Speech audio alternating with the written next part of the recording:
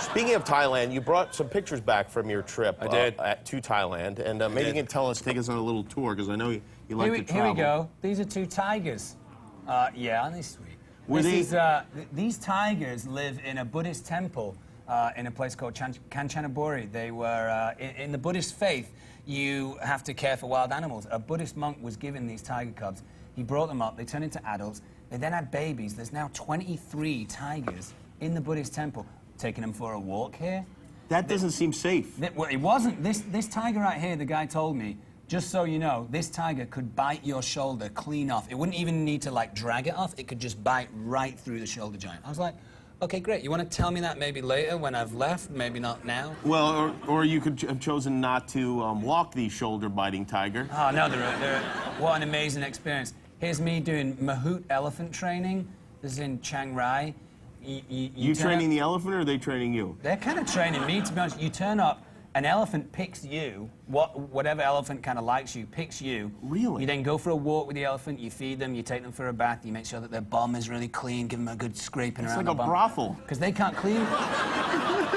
They can't clean their bum, you know? So you have to give it a good old scraping. I really got in there, got half my hand in The elephant says, I would love this guy to clean my ass for me, and then I'll give him a ride. To direct him, you give him a gentle kick behind the left ear and the right ear, and right now I'm kind of trying to ask my beautiful elephant where to go, but really, they do whatever they want, do you know what I mean? Yeah. You're trying to tell them to go left, but she's just standing there going, when are you going to give me a banana? They like bananas, huh? I like snakes, so here's me at an anti-venom hospital in Bangkok. This is me in a Burmese python.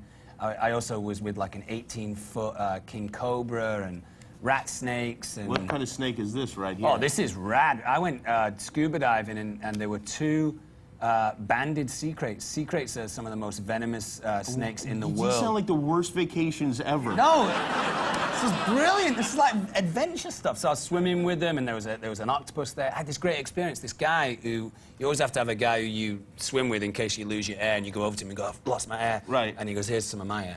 And he had a tattoo of an octopus on his forearm.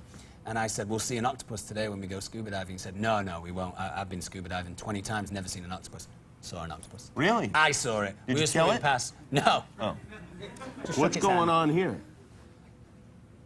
Oh, man. I did Muay Thai training, Thai boxing, and... I can't believe this vacation. I don't do anything. So I went to this Thai boxing place for like a day and a half training, and you sleep over there, you do a lot of running and stuff. In the middle of the session, the guy says to me, the 19-year-old champion of Thailand is here, and he wants to meet you and train with you. And I was like, I don't want to lose my face. Right. And he said, no, he'll be really gentle with you. That's the guy right there. I had swung a couple of kicks at him, and I think I got a little too cocky. Nice, look at that. Look how fast my leg's going. Yeah, that is. It is literally a blur.